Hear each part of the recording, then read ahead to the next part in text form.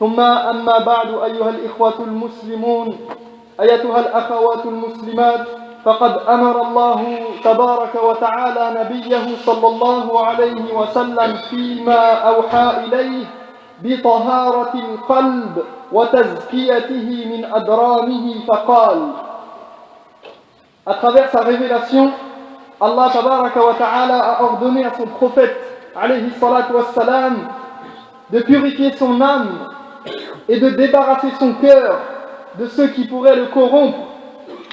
Et il nous dit Ya ayyuhal muddathir wal khitabu li Muhammadin sallallahu alayhi wa sallam. Il s'adresse à son prophète alayhi salatu wassalam et il dit Ya ayyuhal muddathir qum fa'anzir wa rabbaka fakabbir wa thiyabaka fatahhir. Il dit ô toi qui te blottis sous un manteau, car vous savez que le prophète alayhi salatu wassalam, au début de la révélation, dès qu'il a reçu les premiers versets, eh bien il est parti se réfugier et il s'est auprès de Khadija, sa femme radiyallahu anha, et il s'est blotti. On l'a recouvert d'un manteau et il s'est blotti derrière un manteau. Donc Allah il lui dit ô toi qui te blottis sous un manteau, et maintenant il lui donne l'annonce il lui dit va avertir, lève-toi pour commencer tes exhortations et glorifier ton Seigneur. Et ensuite il lui dit purifie ton vêtement. Wa jumhurul mufassirin min as-salafi wa man ba'dahum كما يقول ابن القيم رحمه الله على أن المراد بالثياب هنا القلب والمراد بالطهارة إصلاح الأعمال والأخلاق. La majorité des commentateurs, comme le dit l'imam Ibn al-Qayyim, considèrent que le vêtement qui est cité ici dans ce verset, qu'il s'agit du cœur, et que la purification consiste à réformer les actes et le comportement. Donc Allah, s'adressant à son prophète, et c'est un discours qui s'adresse à la communauté tout entière, il dit purifie ton vêtement, purifie ton cœur de tout ce qui pourrait l'entacher, et cette purification consiste à réformer les actes et le comportement. i'lamu أيها الإخوة أيتها الأخوات أن من أهم ما ينبغي على المسلم إصلاحه والعناية به قلبه الذي بين جنبيه. Une des choses les plus importantes sur lesquelles le musulman doit se concentrer en premier lieu et chercher à réformer avant tout, c'est son cœur. فإن القلب عباد الله هو أساس الأعمال وأصل حركات البدن. Le cœur en effet est à l'origine des actes et des mouvements du corps. فَإِنْ طَابَ الْقَلْبُ طَابَ الْبَدَنُ وَإِنْ فَسَدَ فَسَدَ. Les actes sont le reflet de l'état du cœur. Quand le cœur est en bon état, les actes sont bons. Quand il est en mauvais état, a fortiori, les actes sont mauvais. وَقَدْ كَانَ صلى الله عليه وسلم يهتم بإصلاح القلب غاية الاهتمام وَيَعْتَنِي بِهِ تَمَامَ الْعِنَايَةِ. Le prophète sallallahu alayhi wa sallam employait toute son énergie et portait la plus grande attention à la réforme de son cœur et de sa personne. وَيُوصِي بِذَلِكَ فِي كَثِيرٍ مِنْ أَحَادِيثِهِ الشَّرِيفَةِ وَيُضَمِّنُ ذَلِكَ كَثِيرًا مِنْ أَدْعِيَتِهِ الْمَنِيفَةِ. Dans de nombreux hadiths, il nous enjoint à nous concentrer sur cette réforme des cœurs, et cette demande faisait souvent l'objet de ces invocations. فكان صلى الله عليه وسلم يقول في دعائه اللهم اجعل في قلبي نورا. Il disait ô Allah, place une lumière dans mon cœur. وكان يقول اللهم إني أعوذ بك من قلب لا يخشع. Ô Allah, je cherche protection auprès de toi, disait-il, contre un cœur qui ne ressent pas la crainte révérentielle, contre un cœur vide qui n'est pas touché par le discours coranique, qui n'est pas touché par les ordres prophétiques. Oh Allah, je cherche protection auprès de toi contre un cœur qui ne ressent pas la crainte révérentielle. وكذلك كان يقول اللهم نقي قلبي من الخطايا كما ينقى الثوب الأبيض من الدنس. Oh Allah, nettoie mon cœur de ses erreurs comme on nettoie un linge blanc de sa saleté. اللهم آت نفسي تقواها وزكها أنت خير من زكاها أنت وليها ومولاها. Il disait encore, oh Allah, accorde-moi la piété et purifie mon âme. Tu es le mieux placé pour cela car tu en es le gardien et le maître. ويقول في دعائه يا مقلب القلوب ثبت قلبي على دينك. والنصوص في هذا المعنى كثيرة جدا. Il répétait souvent, ô toi qui transformes les cœurs, ya muqallib al-qulub, car vous savez que les cœurs, il ne tient à rien que le cœur passe d'un état à l'autre, et vous pouvez le constater jour après jour, même heure après heure, où vous vous sentez des fois dans une grande forme au niveau de la foi, et peut-être l'instant d'après, où vous sentez que vous avez chuté. Eh bien, Allah tabaraka wa ta'ala est celui qui détient les cœurs entre ses mains. Donc le prophète alayhi salatu wa salam l'invoquait et disait Ya muqallib al-qulub, ô toi qui transformes les cœurs, raffermis le mien sur ta religion. Et les textes dans cet ordre d'idées sont nombreux. Ibadallah, inna al-wajiba ala kulli muslim أن يهتم بتزكية قلبه وإصلاحه وتنقيته مع العناية بإصلاح ظاهره. Il est du devoir de chaque croyant de s'évertuer à purifier son cœur tout en réformant son apparence. إذ لا عبرة عباد الله بصلاح الظاهر مع فساد الباطن. Quel est l'intérêt d'embellir les apparences? Et vous savez très bien qu'on est dans un monde d'apparence, et encore plus aujourd'hui plus que jamais. Quel est l'intérêt d'embellir son apparence si l'intérieur est laissé à l'abandon, sale, complètement détérioré? ومتى ما أصلح المسلم قلبه بالأعمال الزاكية والإخلاص والصدق والمحبة لله ولرسوله صلى الله عليه وسلم استقامت جوارحه وصلح ظاهره. Si le croyant réforme son cœur en faisant les actes salutaires, en se remettant en question, en travaillant sur sa dévotion, sa sincérité, son amour d'Allah et de son prophète sallallahu alayhi wa sallam, en réfléchissant sur ce qui est réellement important dans sa vie, il réformera sa personne et son apparence s'embellira automatiquement. كما في الصحيحين من حديث النعمان بن بشير رضي الله عنه قال سمعت رسول الله صلى الله عليه وسلم يقول ألا وإن في الجسد مضغة إذا صلحت صلح الجسد كله وإذا فسدت فسد الجسد كله ألا وهي القلب. Comme dans le hadith recensé dans les deux sahih d'après Nu'man ibn Bashir, le prophète sallallahu alayhi wa sallam a dit, dans le corps il y a un élément, s'il est en bon état, le reste du corps sera en bon état. Mais s'il est en mauvais état, tout le reste sera en mauvais état, et cet élément c'est le cœur. فهذا الحديث حديث عظيم فيه أوضح إشارة بل أبين دلالة على أن صلاح حركات العبد الظاهرة بحسب صلاح حركة قلبه وباطنه. Nous avons là la preuve la plus éloquente, la preuve la plus parlante du fait que la pureté des actes dépend de la pureté du cœur. Les actes extérieurs dépendent des actes intérieurs. Tes réactions sont liées à ce qui se trame au plus profond de toi, dans chaque situation.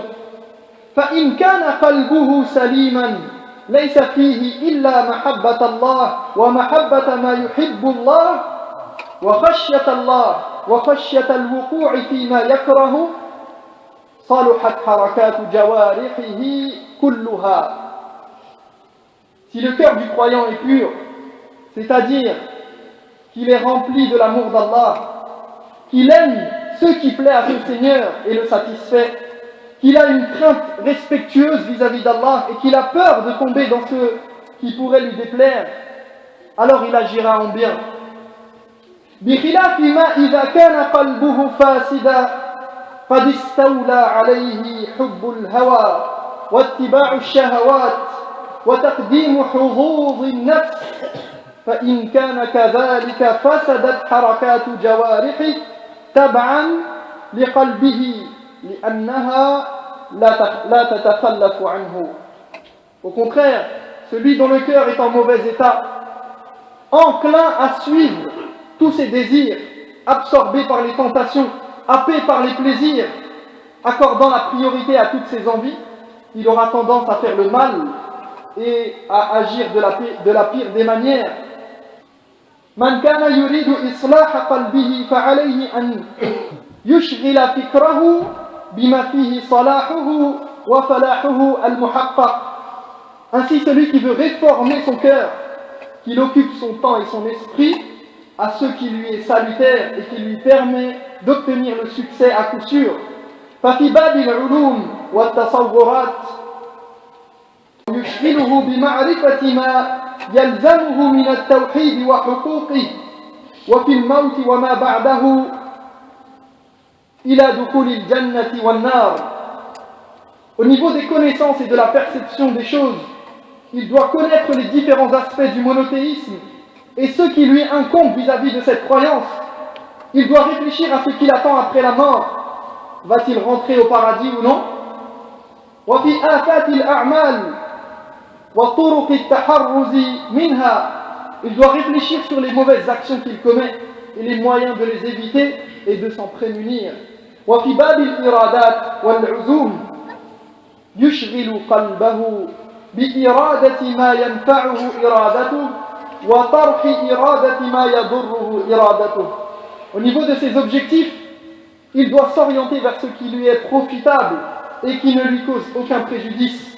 وبذلك يكون فكر المرء صحيحا وقلبه سليما مطمئنا عامرا بالخير والصلاح. De cette façon, il corrigera sa manière de penser et réformera son cœur en le remplissant de bonnes intentions. Il sera apaisé et plein de velléité pour le bien. عباد الله وإن أعظم عون للعبد على ذلك هو تكثير الشواهد النافعة في القلب لتقوى صلة القلب بالله ويزداد يقينه ويكمل إيمانه وتعظم صلته بربه. Seulement, pour atteindre cet objectif, le serviteur doit prendre conscience de certaines réalités de ce monde. C'est ce qui lui permettra de renforcer son lien avec son Seigneur, d'augmenter sa certitude et de parfaire sa foi. والشواهد في هذا الباب كثيرة جدا ومن أهم ذلك. Les réalités dont il doit prendre conscience sont nombreuses. من أهم ذلك أن يقوم في قلب المسلم شاهد من الدنيا وحقارتها وقلة وفائها وكثرة جفائها وخسة شركائها وسرعة انقضائها. Une des plus importantes est sans doute d'avoir conscience que cette vie ne vaut pas grand-chose, que la vie de ce bas monde ne vaut rien, qu'elle n'est que rarement fidèle à ses promesses, qu'elle n'a rien d'exceptionnel à offrir, et que ceux qui la parcourent sont mesquins, et que cette vie d'ici-bas passe très vite. Demandez à n'importe qui a un peu d'expérience, qui a vécu, eh bien il vous dira: je n'ai pas vu la vie passer. Je me suis réveillé et je suis déjà aux portes de la mort. D'ailleurs, qui d'entre nous peut dire quand viendra la mort? Donc la vie, elle passe en un claquement de doigts, en un battement de cils. فإذا قام بقلب العبد هذا الشاهد منها ترحل قلبه منها أي عن الدنيا وسافر في طلب الآخرة. Quand cette idée sera imprimée dans le cœur, le croyant se détachera de ce bas monde et commencera son périple vers l'au-delà. وحينئذ عباد الله يقوم بقلبه شاهد من الآخرة ودوامها وأنها هي الحيوان حقا. C'est alors qu'il comprendra que la véritable vie est celle de l'au-delà, celle qui dure pour l'éternité. فأهلها لا يرتحلون منها ولا يضعنون عنها بل هي دار القرار ومحط الرحال ومنتهى السير. Ceux qui entrent dans cette demeure ne la quittent jamais. C'est la demeure de la stabilité, le dernier arrêt du parcours. بل تؤثرون الحياة الدنيا والآخرة خير وأبقى. Mais hélas, vous préférez la vie de ce bas monde alors que la vie future est meilleure et plus durable. أقول قولي هذا وأستغفر الله لي ولكم فاستغفروه إنه هو الغفور الرحيم. الحمد لله وكفى وسلام على عباده الذين اصطفى لا سيما عبده المصطفى وآله المستكملين شرفا. ثم يقوم بقلبه شاهد من النار وتوقدها واضطرامها. Ensuite, il garde dans son corps intérieur l'image de l'enfer en ébullition avec ses flammes.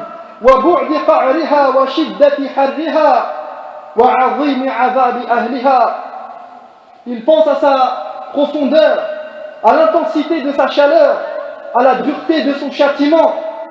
فيشاهدهم أي بقلبه وفكره وقد سيقوا إليها سود الوجوه زرق العيون والسلاسل في أعناقهم. Il voit les hôtes de l'enfer alors qu'on les traîne, les visages noircis, les yeux emplis de frayeur, des chaînes autour du cou. فلما انتهوا إليها فتحت في وجوههم أبوابها فشاهدوا ذلك المنظر الفظيع وقد تقطعت قلوبهم حسرة وأسفا.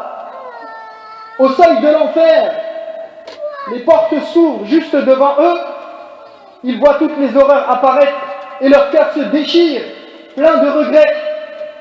فإذا قام بقلب العبد هذا الشاهد انخلع من الذنوب والمعاصي واتباع الشهوات ولبس ثوب الخوف والحذر. Si la conscience de cette réalité, le serviteur délaissera certainement le péché et les désobéissances. Il cessera de suivre ses passions. La crainte s'emparera de lui et il sera 10 fois plus prudent dans ses agissements. وعلى حسب قوة هذا الشاهد يكون بعده من المعاصي والمخالفات. Et plus sa vision se rapproche de la réalité, plus il s'écartera des péchés. ثم بعد ذلك يقوم بقلبه شاهد من الجنة وما أعد الله لأهلها مما لا عين رأت ولا أذن سمعت ولا خطر على قلب بشر. Qu'il réfléchisse ensuite au paradis et à ce qu'Allah a préparé pour ses hôtes, toutes ces merveilles que nul œil n'a vues, nulle oreille n'a entendu et que personne ne pourrait même s'imaginer. فضلا عما وصف الله لعباده على لسان رسوله صلى الله عليه وسلم من النعيم المفصل الكفيل بأعلى أنواع اللذة من المطاعم والمشارب والملابس والبهجة والسرور. Sans parler de tous ces délices décrits par le prophète alayhi salatu wassalam en guise d'avant-goût, les nourritures les plus exquises, les boissons les plus savoureuses, les vêtements les plus élégants, la joie et le bonheur. وَفِيهَا مَا تَشْتَهِيهِ الْأَنفُسُ وَتَلَذُّ الْأَعْيُنِ. Cet endroit où il y a tout ce qu'on peut désirer et qui réjouit l'œil. عباد الله فإذا انضم إلى هذا الشاهد شاهد يوم المزيد والنظر إلى وجه الرب جل وعلا وسماع كلامه منه بلا واسطة.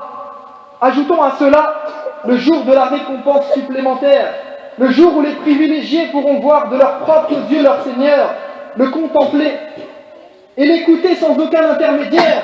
Imagine la récompense de ceux qui pourront voir Allah tabaraka wa ta'ala de leurs propres yeux, contempler la face du Très-Haut. فهناك يكون سير القلب إلى ربه أسرع من الرياح في مهابها فلا يلتفت في طريقه يمينا ولا شمالا. Celui qui sait cela verra son cœur s'empresser vers son Seigneur et rien ne pourra le détourner de la bonne voie.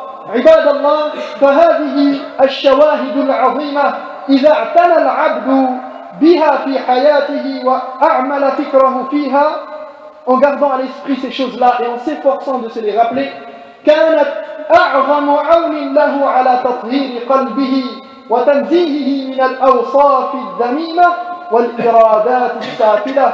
Le croyant aura plus de facilité à purifier son cœur et à se débarrasser de ses défauts, des défauts qui le caractérisent et des intentions malsaines qui le submergent. وعلى تخليته وتفريغه من التعلق بغير الله سبحانه وتعالى. Il fera plus volontiers abstraction de ce qui l'empêche de s'attacher pleinement à son Seigneur.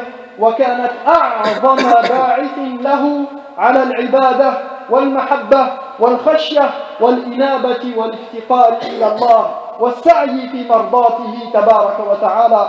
Cette vision du monde le poussera à faire des efforts dans son adoration. Elle le conduira à l'amour et la crainte de son Seigneur, au désir de se repentir, de revenir à lui, au sentiment de dépendance et de besoin de lui et à la recherche de sa satisfaction. نسأل الله تبارك وتعالى أن يوفقنا لما يحب ويرضى